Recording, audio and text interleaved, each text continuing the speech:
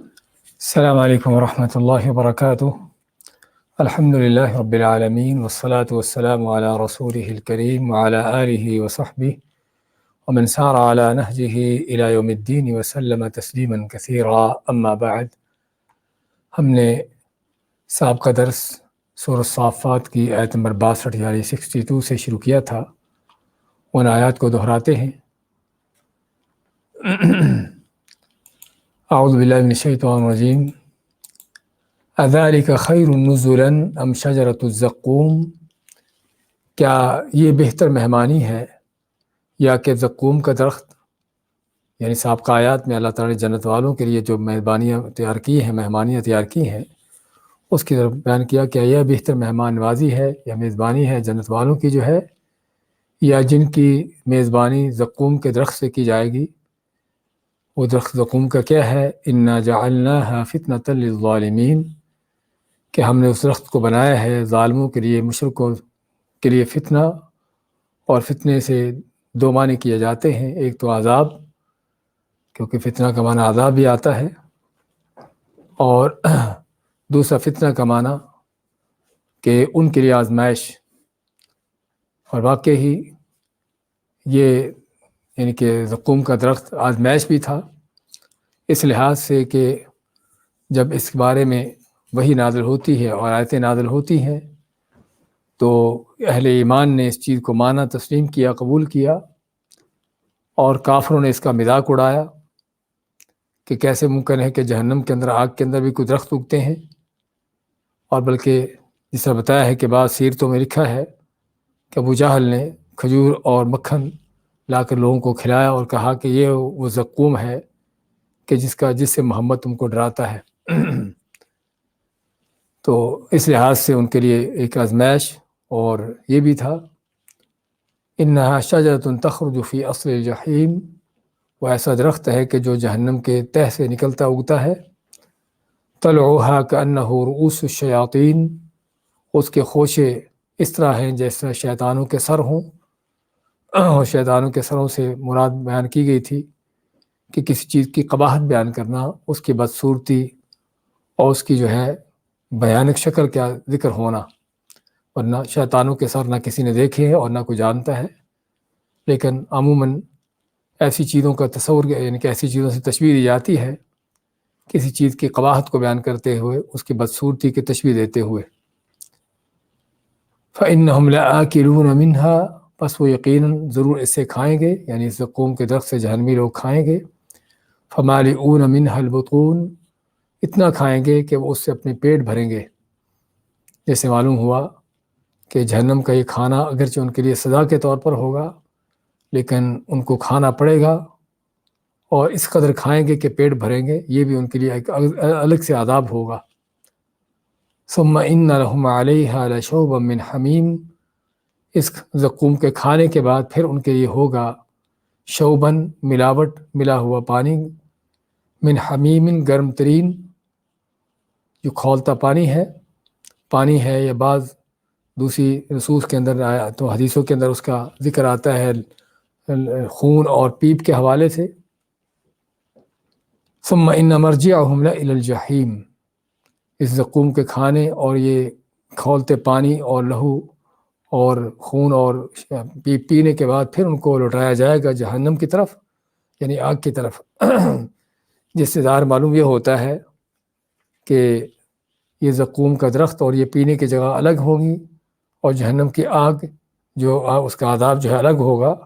اور اسی طرح سے وہ یطوفون بینہ وبین حمیم آن، جس طرح سورۃ الرحمن میں ہے۔ انہم الفوا آباءہم ضالین، ان کا جرم کیا تھا کہ انہوں نے اپنے باپ دادا کو گمراہ پایا تھا۔ فہم علی آثارہم یہرعون، پس یہ ان کے نقش قدم پر جو ہے دوڑائے چلے جاتے ہیں، یعنی اپنے باپ دادا کی اندھی تقلید میں ان کو لگا دیا گیا ہے۔ تو اصل جرم ان کا یہ اندھی تقلید، اور اگر اندھی تقلید جرم ہے تو اس جرم کو پہچاننے کی ضرورت ہے کہ جسے لوگوں پر ٹھونسا جاتا ہے، خاص طور پر اگر وہ تقلید جو ہے قرآن و سنت کے خلاف ہو۔ تو یہاں پر بھی اس قوم کا جرم بھی یہی تھا کہ ان کے باپ دادا اللہ کی وحی کے برخلاف تھے، گمراہ تھے، اور یہ پیچھے آنے والے بھی اپنے باپ دادا کی اندھی تقلید میں لگا دیے گئے تھے۔ یحرعون کے معنی دوڑائے چلے جاتے تھے، جس کے معنی سے معلوم ہوا کہ سابقہ زمانوں میں بھی لوگوں کو اندھی تقلید ان پر ٹھونسی جاتی رہی ہے اور ان کو اس پر لگایا جاتا رہا ہے، جس طرح کہ ابھی یہ چیز کروائی جاتی ہے۔ وَلَقَدْ ضَلَّ قَبْلَهُمْ أَكْثَرُ الْأَوَّلِينَ، اور یقیناً ان سے پہلے اکثر لوگ جو ہے وہ گمراہ ہوئے۔ اور اکثریت کا یہاں پر بیان ہونا بھی اس بات کی بیان ہے، اس بات کی دلیل ہے کہ ہمیشہ اکثریت جو ہے وہ گمراہوں کی رہی ہے۔ وَلَقَدْ أَرْسَلْنَا فِيهِمْ مُنذِرِينَ، اور ان کا گمراہ ہونا کسی لا علمی جہالت کی بنیاد پر نہ تھا کہ انہیں کوئی بتایا نہیں گیا، انہیں کوئی تنبیہ نہیں کی گئی، بلکہ اللہ فرماتا ہے کہ ہم نے ان کے اندر بھی رسول بھیجے، نبی بھیجے ڈرانے والے۔ فَانظُرْ كَيْفَ كَانَ عَاقِبَةُ الْمُنذَرِينَ، پس دیکھو کہ کیسا انجام ہوا تھا ان ڈرائے جانے والوں کا کہ جنہوں نے اللہ کے نبیوں کی تعلیمات کو نہ لیا، اور پھر ان کی ہلاکتیں ہوئیں مختلف انداز سے، کہ اللہ نے کسی قوم کو زمین میں دھنسا دیا، کسی کو غرق کر دیا، کسی پر پتھروں کی بارش کی، اور مختلف انداز سے ان کی ہلاکتیں ہوتی رہیں۔ الا عباد اللہ المخلصین، سوائے اللہ کے جو خالص کیے ہوئے بندے ہیں کہ جو ان میں سے بچا لیے جاتے تھے۔ اس کی بات کہتے رہتے ہیں، اعوذ باللہ من الشیطان الرجیم، وَلَقَدْ نَادَانَا نُوحٌ فَلَنِعْمَ الْمُجِيبُونَ وَنَجَّيْنَاهُ وَأَهْلَهُ مِنَ الْكَرْبِ الْعَظِيمِ وَجَعَلْنَا ذُرِّيَّتَهُ هُمُ الْبَاقِينَ وَتَرَكْنَا عَلَيْهِ فِي الْآخِرِينَ سَلَامٌ عَلَى نُوحٍ فِي الْعَالَمِينَ إِنَّا كَذَلِكَ نَجْزِي الْمُحْسِنِينَ إِنَّهُ مِنْ عِبَادِنَا الْمُؤْمِنِينَ ثُمَّ أَغْرَقْنَا الْآخَرِينَ ثُمَّ أَغْرَقْنَا الْآخَرِينَ وَإِنَّ مِنْ شِيعَتِهِ لَإِبْرَاهِيمَ إِذْ جَاءَ رَبَّهُ بِقَلْبٍ سَلِيمٍ إِذْ قَالَ لِأَبِيهِ وَقَوْمِهِ مَاذَا تَعْبُدُونَ أَئِفْكًا آلِهَةً دُونَ اللَّهِ تُرِيدُونَ فَمَا ظَنُّكُمْ بِرَبِّ الْعَالَمِينَ۔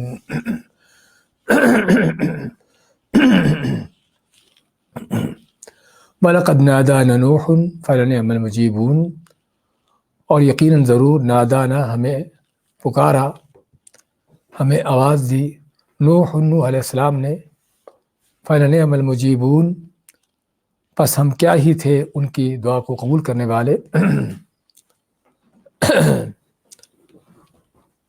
تو یہاں سے اللہ تعالیٰ اب ذکر کرتا ہے انبیاء کے واقعات کا، کہ جو قرآن کریم کا انداز رہا ہے کہ کسی بھی قوم کے گمراہی یا ہدایت کا بیان کرنے کے ساتھ ساتھ نظریاتی طور پر پھر اللہ تعالیٰ ان کی تاریخی طور پر ان کے ذکر کرتا ہے کہ تاریخی طور پر کس انداز سے جو ہے ان قوموں کو ہلاک اور تباہ کیا گیا۔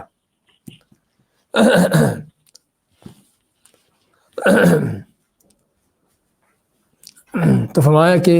ابراہیم علیہ السلام کا واقعہ سب سے شروع ہوتا ہے، سب سے پہلے بلکہ نوح علیہ السلام کا واقعہ شروع ہوتا ہے تاریخی طور پر، چونکہ سب سے پہلے نوح علیہ السلام تھے، اور اس کے بعد ابراہیم علیہ السلام کا، پھر موسیٰ اور ہارون، اور اس طرح کے چند واقعات ذکر کر کے اللہ تعالیٰ نے تاریخی مثال پیش کی کہ واقعی ہی قومیں جب ہدایت کے راستے سے ہٹتی ہیں اور گمراہی پر ہوتی ہیں تو ان قوموں کا انجام کیا ہوتا رہا ہے۔ تو وَلَقَدْ نَادَانَا، اور یقیناً ہمیں پکارا نوح علیہ السلام نے، فَلَنِعْمَ الْمُجِيبُونَ، پس کیا ہی ہم اچھا ان کی بات قبول، ان کی دعا قبول کرنے والے تھے۔ مجیبون اجابہ یجیب کے ہوتا ہے دعا قبول کرنا، بات قبول کرنا، یعنی کیا ہی ہم ان کی پکار کو اچھے طریقے سے قبول کرنے والے تھے۔ تو یہ نوح علیہ السلام کی پکار کیا تھی؟ یہ پکار ان کی وہ تھی کہ جب انہوں نے قوم کو 950 سال تک دعوت دی، تبلیغ کی، لیکن پھر بھی قوم اپنی کفر و شرک پر، اپنی ہٹ درمی پر رہی، تو اس وقت پھر نوح علیہ السلام دعا کرتے ہیں، جیسا کہ سورۃ قمر میں اللہ فرماتا ہے فَدَعَا رَبَّهُ أَنِّي مَغْلُوبٌ فَانتَصِرْ۔ نوح علیہ السلام نے اپنے رب سے دعا کی کہ میرے رب، میں مغلوب ہوں، میری قوم کافر غالب آ چکے مجھ پر، فانتصر، پس پھر مدد کر۔ اور سورۃ نوح کے آخر میں بھی اللہ نے ذکر کیا کہ نوح علیہ السلام نے قوم کے خلاف جو ہے بد دعا کرتے ہوئے ان کی ہلاکت کی بد دعا کی۔ تو فرمایا وَلَقَدْ نَادَانَا نُوحٌ، تو یہ تھی وہ ندا اور یہ تھی ان کی پکار جس کے بارے میں اللہ فرماتا ہے۔ لیکن یہ پکار اچانک فوراً نہ تھی، بلکہ 950 سال کی دعوت و تبلیغ کے بعد تھی، اور اس وقت تھی کہ جب نوح علیہ السلام کو اللہ نے بتا دیا کہ اب تیری قوم میں جو ایمان لانے والے تھے ایمان لا چکے، اب کو اور ایمان لانے والا نہیں ہے، جس میں اس بات کا بیان ہے کہ کسی داعی کو لوگوں سے جو ہے اس وقت تک مایوس نہیں ہونا چاہیے جب تک جو ہے ان پر دعوت و تبلیغ کی ان کی پوری کوشش کر لے، بلکہ مایوسی کا کوئی رستہ ہونا ہی نہیں چاہیے۔ اصل تو یہ ہے کہ دعوت دیتا رہے، لیکن نوح علیہ السلام 950 سال تک اتنا لمبا عرصہ دعوت دینے کے بعد جب اللہ نے ان کو بتا دیا کہ اب تیری قوم میں کوئی ایمان لانے والے نہیں ہیں، وَأُوحِيَ إِلَىٰ نُوحٍ إِنَّهُ لَن يُؤْمِنَ مِن قَوْمِكَ إِلَّا مَن قَدْ آمَنَ، کہ نوح علیہ السلام کی طرف وحی کی گئی کہ تیری قوم میں کوئی ایمان اب نہیں لائے گا سوائے جو ایمان لا چکے۔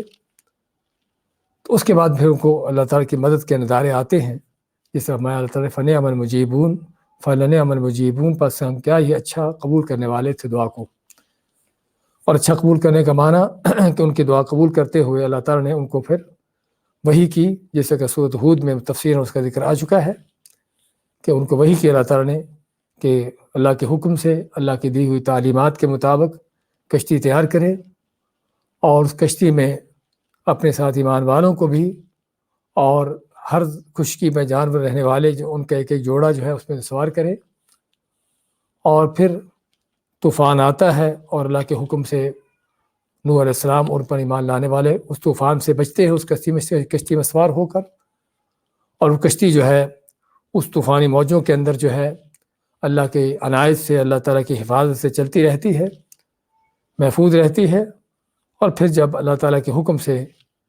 قوم غرق ہو گئی اور پانی کو اللہ نے اترنے کا حکم دیا، تو نوح علیہ السلام کی کشتی جو ہے جودی پہاڑ پر اترتی ہے، اور وہ بھی خیر و سلامتی کے ساتھ اپنے ساتھ ایمان والوں کے ساتھ اترتے ہیں۔ تو یہ تھا اللہ تعالیٰ کا ان کی نصرت کا انداز کہ جس کے بارے میں اللہ تعالیٰ آتا ہے فَلَنِعْمَ الْمُجِيبُونَ، پس کیا ہی ہم اچھا ان کی بات کو قبول کرنے والے، ان کی دعا کو قبول کرنے والے تھے۔ وَنَجَّيْنَاهُ وَأَهْلَهُ، اور ہم نے بچا لیا ان کو، یا نوح علیہ السلام کو اور ان کے گھر والوں کو، من الکرب العظیم، بہت بڑی آفت مصیبت سے۔ نوح علیہ السلام کا بچانا تو واضح ہے، ان کے گھر والوں سے مراد کون ہے؟ ان کے گھر والوں میں سے جو ایمان والے تھے، اور اسی طرح اگرچہ ان کے خاندان کے نہ بھی لوگ تھے لیکن جو ان پر ایمان لائے تھے۔ تو کیونکہ ہمیشہ کسی بھی دینی طور پر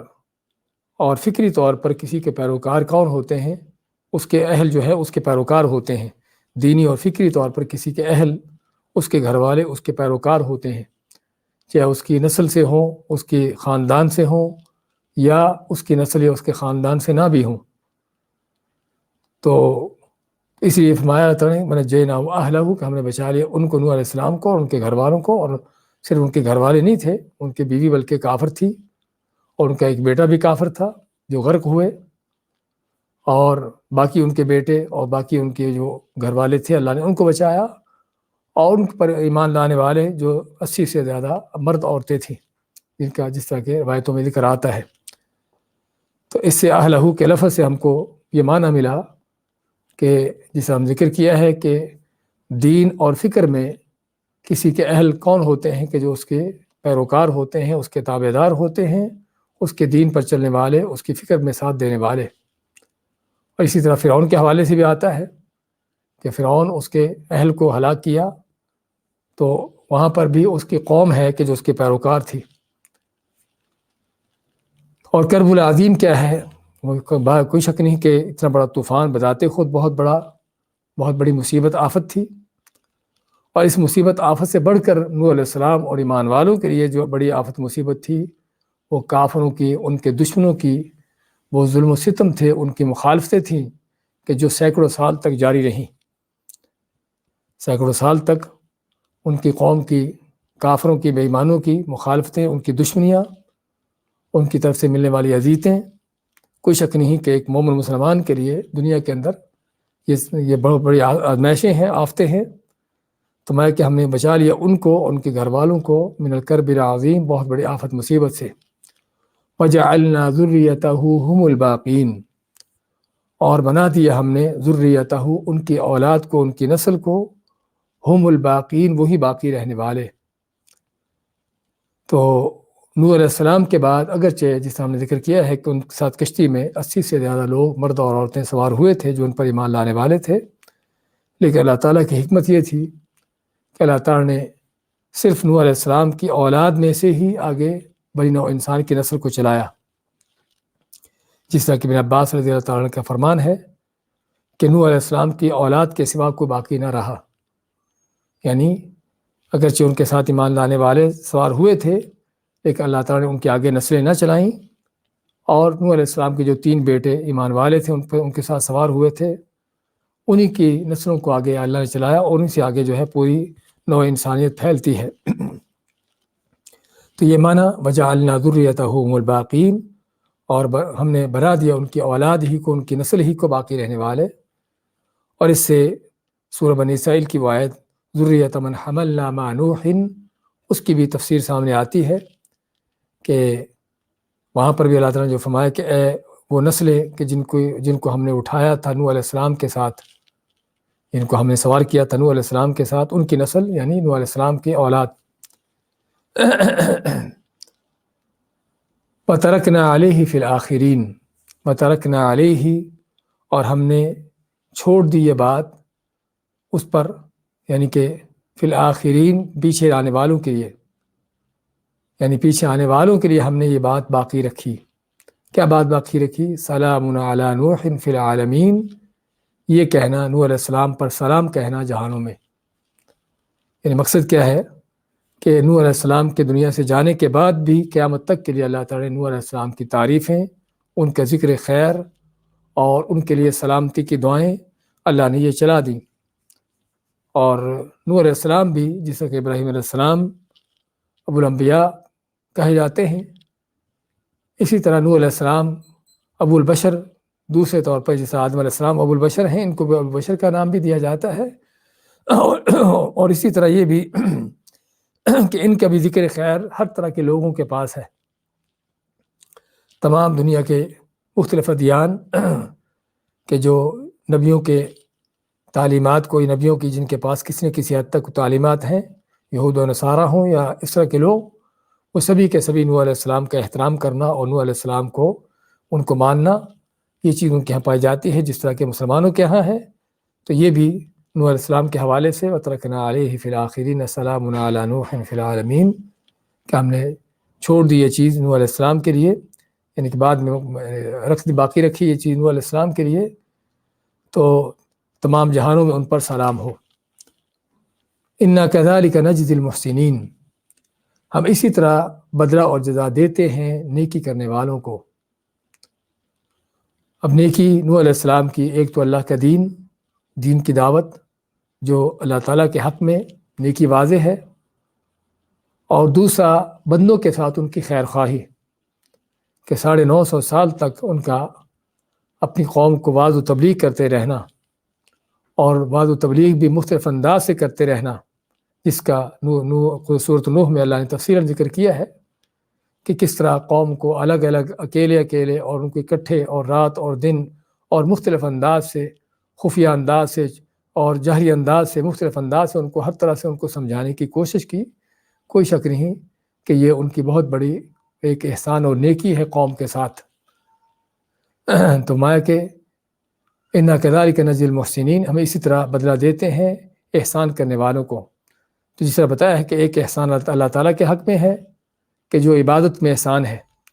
جیسے احسان کے بارے میں نبی اکرم صلی اللہ علیہ وسلم کا فرمان ہے أَن تَعْبُدَ اللَّهَ كَأَنَّكَ تَرَاهُ فَإِن لَّمْ تَكُن تَرَاهُ فَإِنَّهُ يَرَاكَ، کہ اس طرح اللہ کی عبادت کرو کہ جیسے تم خود اللہ کو دیکھ رہے ہو،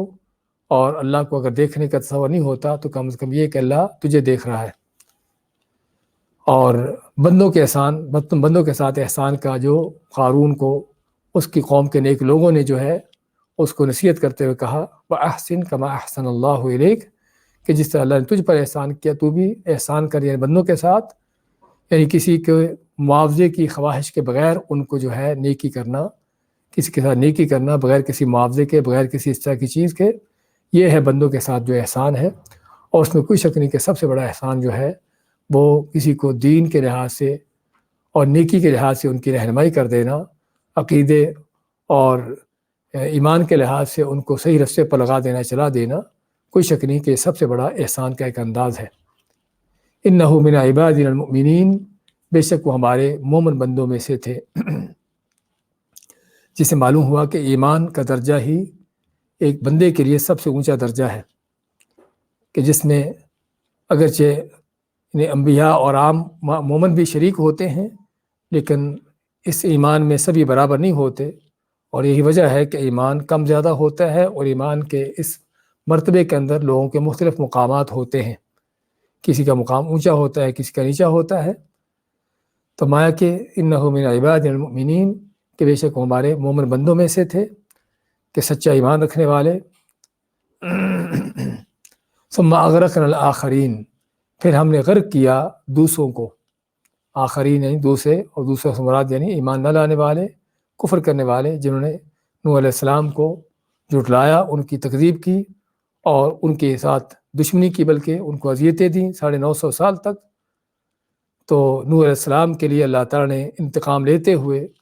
اور ان کی آنکھیں ٹھنڈی کرنے کے لیے ان کی آنکھوں کے سامنے ان ظالموں، ان کافروں کو غرق کیا، اور یہ اللہ تعالیٰ کی طرف سے اپنے بندوں کی ایک مدد کا انداز ہے، کہ بعض اوقات سابقہ قوم ہے تو اللہ تعالیٰ قوموں کو خود ہی ہلاک کر دیتا، اور اس وقت کے ایمان والوں کو دکھاتا قوموں کو ہلاک ہوتے ہوئے، ان کی ہلاکتیں دکھاتا تاکہ ان کی تسلی ہو، ان کے اطمینان ہو جائے، جس طرح کہ فرعون اس کی قوم کو بنی اسرائیل کی آنکھوں کے سامنے غرق کیا، اور اسی طرح سے باقی قوموں کی ہلاکتیں بھی ہوتی رہیں۔ تو جو کوئی شک نہیں کہ ایک مومن مسلمان کے سینہ ٹھنڈے کرنے کے لیے ہوتا ہے، اور دوسرا یہ کہ اس کے بعد اللہ تعالیٰ نے یہی سینہ ٹھنڈے کرنے کے لیے اس امت میں خاص طور پر مسلمانوں کو جہاد کا حکم دیا، کہ تاکہ اس سے جو ہے کافروں کو ان کو سزا دیں ان کے جرم کی، اور جو ان کے ظلم و ستم ہے اس کا بدلہ لیں، اور اپنی آنکھیں ٹھنڈی کریں، اپنے سینے ٹھنڈے کریں۔ ثم اغرقنا الآخرین، پھر ہم نے غرق کیا، ہلاک کر دیا دوسروں کو، جتنے بھی ایمان نہ لانے والے تھے۔ تو یہ تو تھا نوح علیہ السلام کی مثال، تاریخی طور پر اللہ نے بیان کی کہ ایمان لانے والوں کو کیا حاصل ہوا، اور ایمان نہ لانے والے کفر کرنے والوں کا انجام کیا ہوا، کہ جو رہتی دنیا کے لیے ایک سبق اور عبرت ہے۔ اس کے بعد فرمایا وَإِنَّ مِن شِيعَتِهِ لَإِبْرَاهِيمَ، وَإِنَّ، اور بے شک، من شیعتہ، ان کے ساتھیوں میں سے۔ شیعہ کا لفظ جو ہے کسی کا ساتھ دینا، کسی کے جماعت پارٹی میں ہونا، تو شیعہ جماعت کو بھی کہتے ہیں اور ساتھ دینے والوں کو بھی کہتے ہیں۔ تو ان کا ساتھ دینے والی ان کی جماعت میں سے جو ہے وہ ابراہیم علیہ السلام تھے۔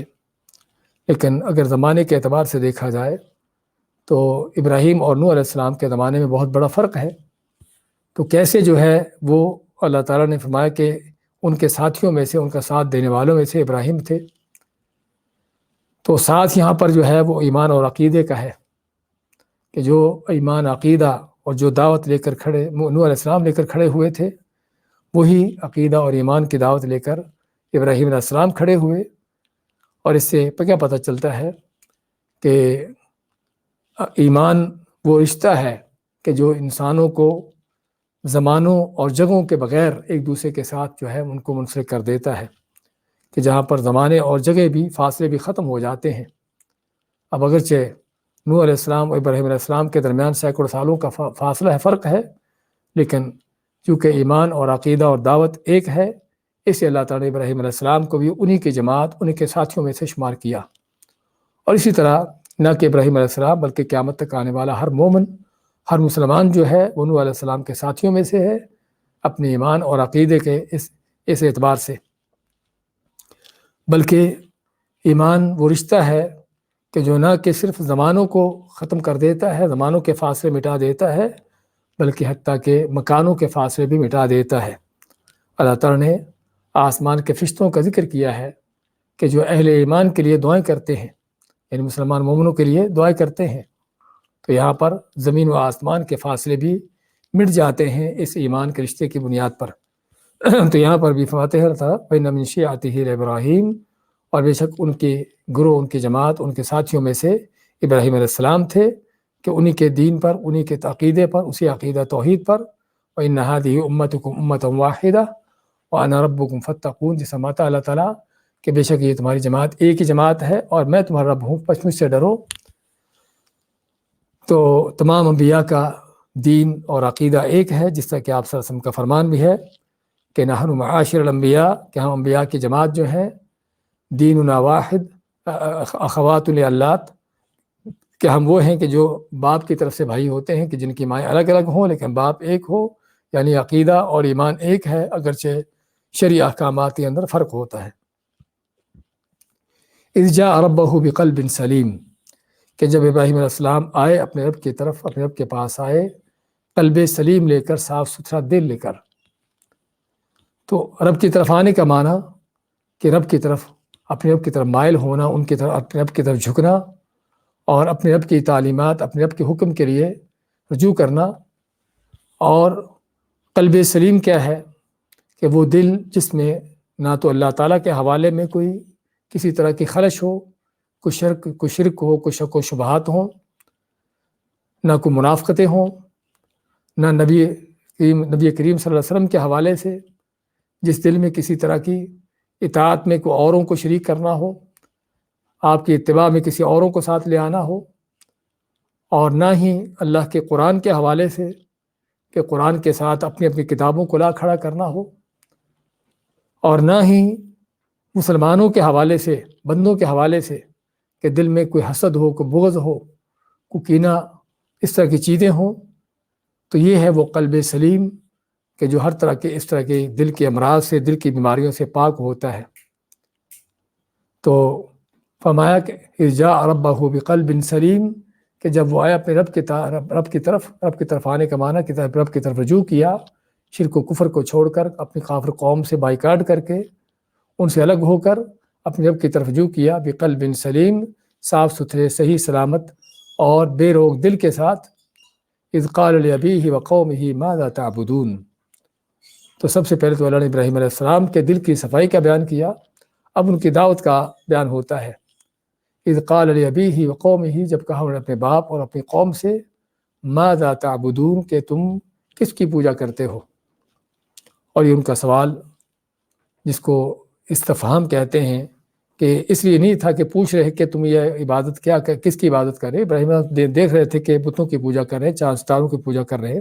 یہ وہ چیز ہے جو ان کو نظر آتی تھی، لیکن ان کا یہ سوال کرنے کا مقصد قوم کو، ان کو جو ہے عقل دلانا کہ ذرا عقل سے سوچو، ذرا مت کرو کہ تم کس کی پوجا کرتے ہو اللہ کو چھوڑ کر۔ ماذا تعبدون، کس کی عبادت کرتے ہیں۔ اسی اگلیات میں سے فرمایا افکن آلہتن، کہ گھڑے ہوئے معبود،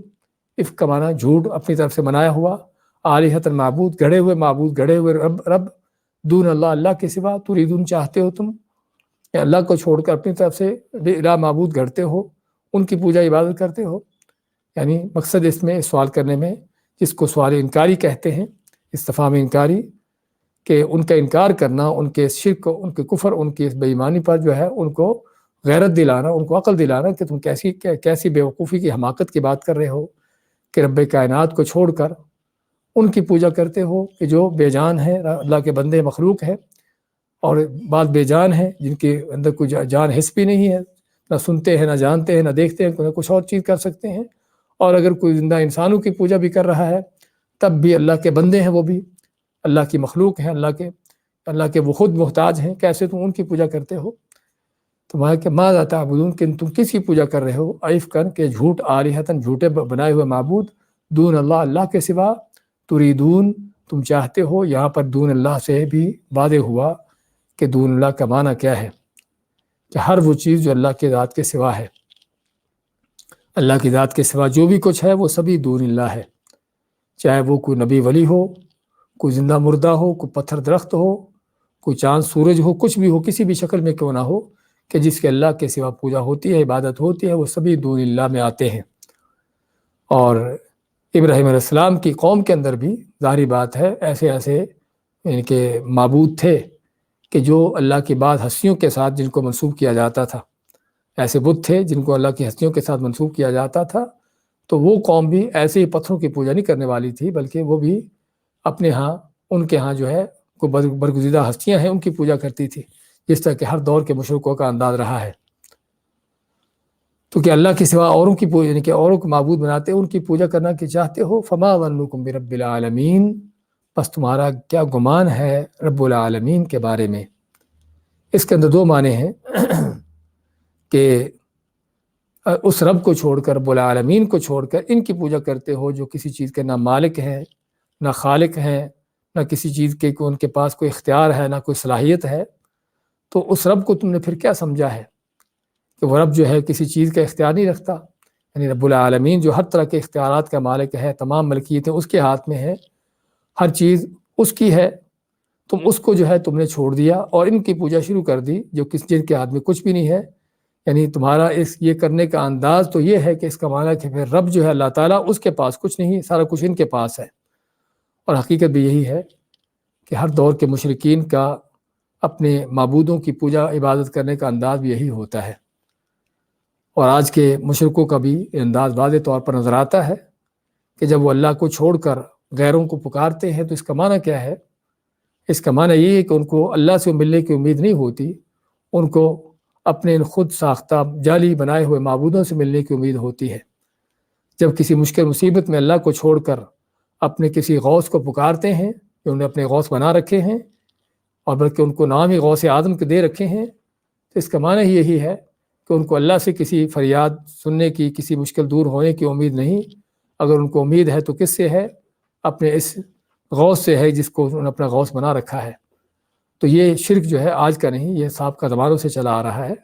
تو فرماتے ہیں ابراہیم علیہ السلام کہ فما ظنکم برب العالمین، پس تمہارا کیا گمان ہے جہانوں کے رب کے بارے میں کہ تم نے اس کو اتنا بیکار بنا لیا، اتنا گھٹیا سمجھ لیا کہ وہ تمہارا کوئی کام نہیں کر سکتا، کوئی چیز کرنے پر قادر نہیں، اور سارے اختیارات تم نے اس سے چھین کر اوروں کو دے دیے ہیں۔ ایک معنی جو اس کا یہ ہے کہ جو توحید عقیدہ کے لحاظ سے ہے،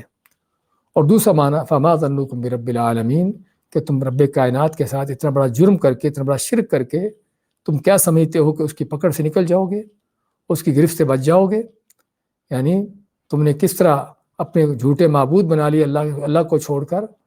اتنا بڑا جرم کر کے تم کیا سمجھتے ہو کہ اللہ تعالیٰ تمہاری پکڑ نہیں کرے گا، اللہ تعالیٰ تم پر ناراض نہیں ہوگا؟ تو اس میں دوسرا معنی میں قوم کو جو ہے وہ ان کو ڈر خوف دلایا جا رہا ہے اللہ تعالیٰ کا، اللہ تعالیٰ کی ہیبت عظمت دلائی جا رہی ہے کہ اللہ سے اس اللہ کا ڈر خوف کرو،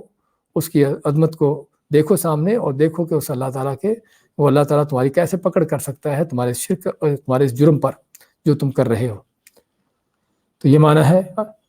یعنی ایفکن آلہۃ دون اللہ تریدون، کیا تم اللہ اپنے گھڑے ہوئے معبود اللہ تعالیٰ کے سوا چاہتے ہو؟ فما ظنکم برب العالمین، پس تمہارا کیا گمان ہے اس رب کے بارے میں کہ تم اس کو چھوڑ کر ان کی پوجا کر کے تم کہاں جاؤ گے، کس طرح اس کی پکڑ سے بچو گے، اور کیا تمہارا انجام ہوگا؟ تمہارا دیکھیں آج کی آیتوں کو۔ وَلَقَدْ نَادَانَا نُوحٌ فَلَنِعْمَ الْمُجِيبُونَ، اور یقیناً ہمیں پکارا نوح علیہ السلام نے، بس ہم کیا ہی بہتر اس کو جواب دینے والے، اس کی دعا قبول کرنے والے تھے۔ وَنَجَّيْنَاهُ وَأَهْلَهُ مِنَ الْكَرْبِ الْعَظِيمِ، اور ہم نے ان کو اور ان کے گھر والوں کو یعنی ایمان والوں کو بچا لیا بڑے مصیبت آفت سے۔ وَجَعَلْنَا ذُرِّيَّتَهُ هُمُ الْبَاقِينَ، اور بنا دیا ہم نے ان کی نسل کو ہی باقی رہنے والے۔ وَتَرَكْنَا عَلَيْهِ فِي الْآخِرِينَ، اور ہم نے چھوڑ دی یہ بات ان پر باقی رہنے والوں میں۔ سلام علی نوح فی العالمین، یہ کہنا کہ سلامتی ہو نوح پر جہانوں میں، یعنی نوح علیہ السلام کے بعد ان پر دعائیں ہوتی رہیں، ان کے لیے دعائیں ہوتی رہیں اور ان پر سلامتی بھیجتے رہیں۔ انا کذالک نجزی المحسنین، اللہ فرماتا ہے کہ ہم اسی طرح بدلہ دیتے ہیں احسان کرنے والوں کو، جو اللہ کے لیے خالص مخلص ہوتا ہے اور بندوں کے ساتھ بھی خیر خواہ ہوتا ہے۔ انہ من عبادنا المؤمنین، بے شک وہ ہمارے مومن بندوں میں سے تھے۔ ثم اغرقنا الاخرین، ہم ان کو نجات دے کر باقیوں کو ہم نے غرق اور ہلاک کر دیا۔ وان من شیعته لابراہیم، اور بے شک ان کے ساتھیوں، ان کی جماعت میں سے تھے ابراہیم علیہ السلام۔ اذ جاء ربہ بقلب سلیم، جب آئے اپنے رب کی طرف قلب سلیم لے کر، یعنی اپنے رب کی طرف رجوع کیا، ہر چیز کو چھوڑ چھاڑ کر اپنے رب کی طرف مائل ہوئے، اور ایسے دل کے ساتھ جس میں کس طرح کا کوئی شک و شبہ، کوئی شرک اور ایسی چیزیں نہ ہوں۔ اذ قال لأبیہ وقومہ ماذا تعبدون، جب کہا انہوں نے اپنے باپ اور اپنی قوم سے کہ تم یہ کیا عبادت کرتے ہو، کس کی عبادت کرتے ہو؟ ائفکا آلہہ، کیا گھڑے ہوئے معبود، دون اللہ، اللہ کے سوا تریدون، چاہتے ہو تم؟ فما ظنکم برب العالمین، پس کیا تمہارا گمان ہے جہانوں کے رب کے بارے میں؟ بارک اللہ فیکم۔